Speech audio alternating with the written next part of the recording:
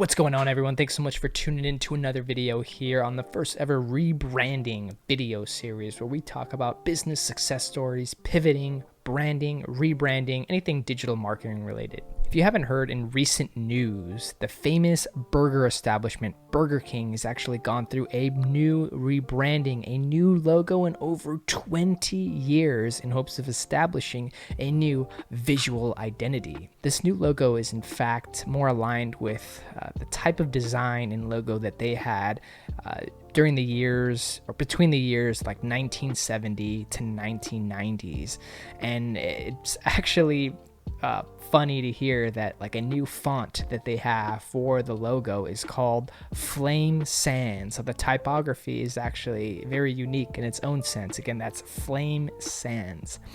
In addition to the new rebranding, the new logos, the stores will sort of be redesigned based off of the new design and the logo. But of course, the employees will actually be granted with some sweet new uniforms. So that should be pretty exciting to hear.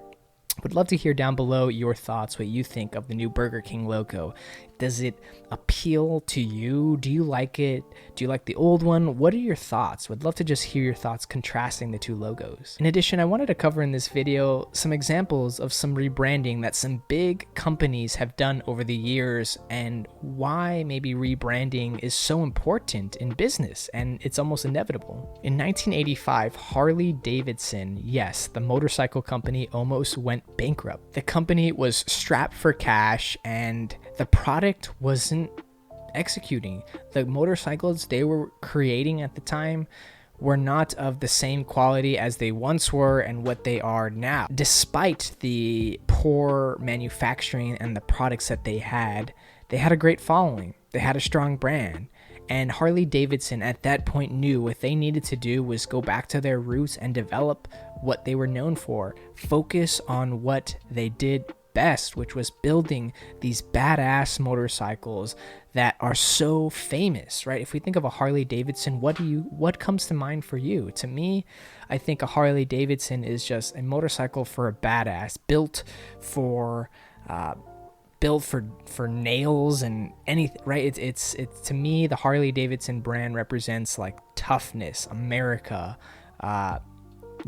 riding dirty or riding hard, riding loud, riding proud, right? And at the time they had everything but a great product. And what they realized, what they needed to do for their brand, for their business, was to go back to their roots and develop a great product, which is obviously what they do now. It'll be interesting to see how they pivot.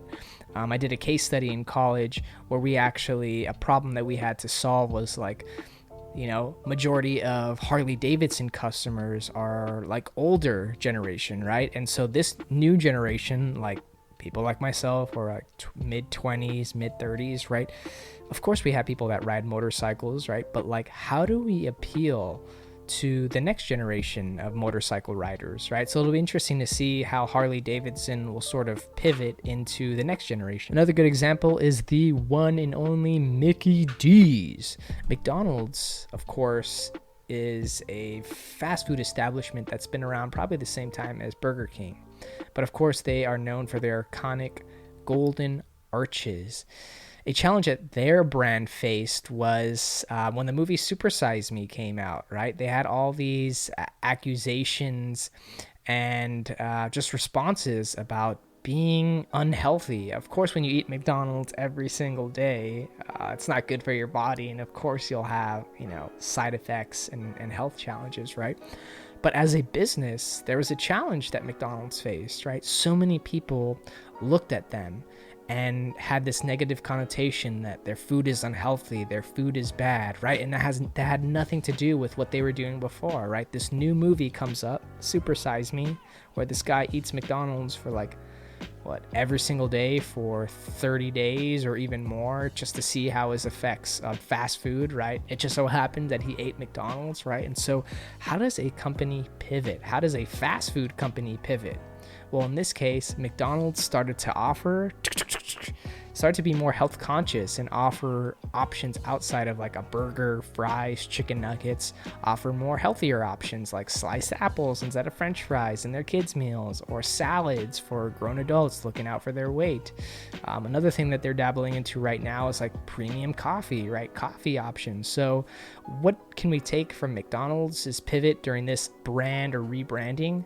It's, when there's accusations towards, you as a fast food establishment offering unhealthy food, what do? You pivot, right? You respond with healthier options. You respond with the right thing to do, right? To offer a diverse option of food items so that you're not just offering burgers and fries, right? They took that initiative as a brand to look out for their customers and say, hey, we're not just going to not do anything, right? McDonald's could have easily been, so what? We're the biggest fast food establishment. We don't need to change our food items. But they cared about their customers. They cared about their image. And so what do? They offered healthier options. And in fact, they still offer a variety of options to this day. And that's kind of one thing that I really look up to McDonald's, is like they're always experimenting with new things, right? Another video topic we'll definitely dive into is like J Balvin and the Travis Scott meal, right? Great idea, great concept of leveraging brands to help drive sales, which they did. And last but not least, one that you might not have considered in the past, UPS. So back in I believe the 90s, I'll tag a link to the article down below, there's a war between FedEx and UPS. Obviously, there's still a war now. Might throw in Amazon in the mix, but right, FedEx and UPS, probably the two largest distribution or like logistics companies that are responsible for delivering your package or most of the stuff that you order online, right? What is it usually, like FedEx, UPS, US Mail, and probably Amazon these days, right? If you think about it, there's only like 4 companies that are responsible for delivering everyone's packages. That's insane. But to think that way back when FedEx and UPS were really the only ones competing, FedEx actually was the first company to announce overnight delivery and online tracking, which put, UPS at a disadvantage because they hadn't reached that level yet. And so what UPS actually ended up doing is really changing their slogans to be very progressive. They use slogans such, quote unquote, moving at the speed of business, quote unquote, what can Brown do for you? And they really just try to speak to their customers, really looking ahead, right? Using words that are very progressive in that sense, right? So it almost is a tagline, is an array of words, a set of words that really put their business ahead to think very progressively, right? Using these forward-thinking, forward-looking slogans to help kind of catch up with the time. What does this really tell us about branding? What does this tell us about rebranding? And to me, it just goes to show that where you have been, where you are, is not significant on where you're going. Businesses, especially large corporations like McDonald's, Burger King, right? They've been around for years and they've evolved so many times over the years, right? Burger King is doing its first rebranding in 20 years. Think about it. It's 2021, so they haven't done a rebranding since 2001. Think about it. That's crazy. The sole responsibility for a business is to serve its customers. And I think companies that really focus on adapting to those different ways of speaking, to showing their customers, hey, we really care, hey, we really messed up, hey, we know we did bad, here's what we're going to do differently. This could appear in many different ways, from changing your logo, to changing the options and the food that you offer, to changing your product completely, or something as simple as changing your slogan, right?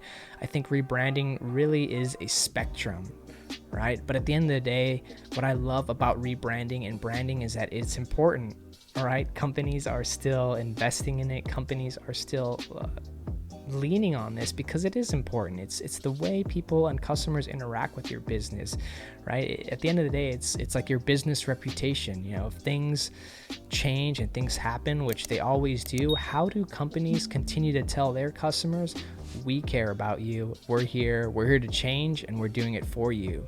Let me know what you guys think of this video, and I hope you have a great day.